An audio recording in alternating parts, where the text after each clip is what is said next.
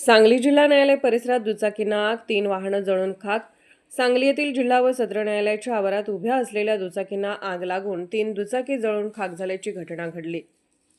सुदैवाने या घटनेत कोणतीही जीवितहानी झालेली नाही.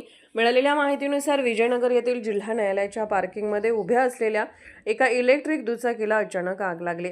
काही क्षणातच आगीने रौद्ररूप धारण केल्याने शेजारी उभ्या असलेल्या आणखी 2 दुचाकींनाही आग लागली.